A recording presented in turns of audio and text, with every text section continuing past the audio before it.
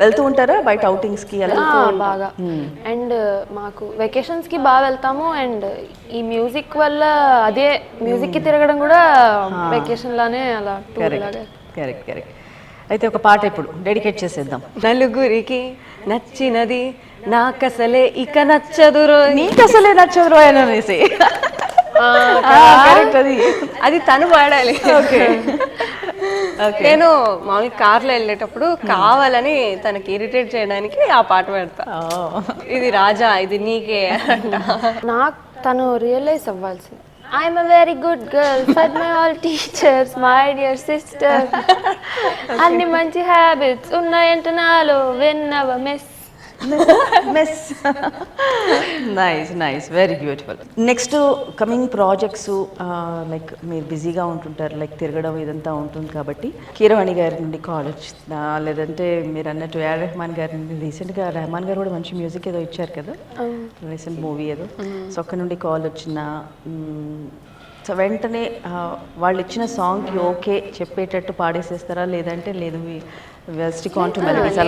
అసలు ఎప్పుడు అమ్మ నాన్న నుంచి నేర్చుకున్నది మేము, we always are open to challenges. ఇప్పుడు యాక్చువల్గా మాకు తమన్ సార్ నుంచి వచ్చిన కాల్ కూడా చాలా చాలా ఒక టైట్ సిచ్యువేషన్లోనే వచ్చింది మాకు.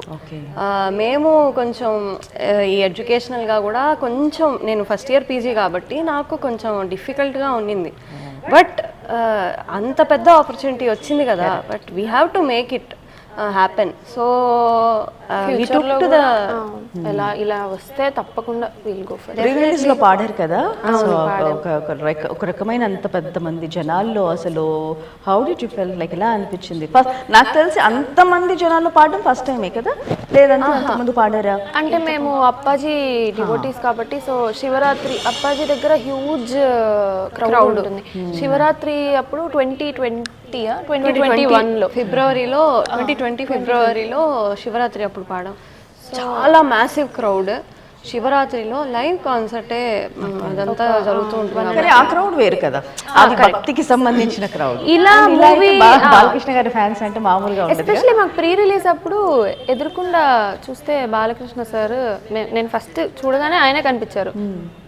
ఒక సాఫ్ట్ ఎక్స్ప్రెషన్ ఇచ్చారు, కంటిన్యూ అన్నట్టు, ఏం కాదు కానీ పాడు అన్నట్టు ఒక ఎక్స్ప్రెషన్ ఇచ్చారు. సెట్ అయిపోయారు.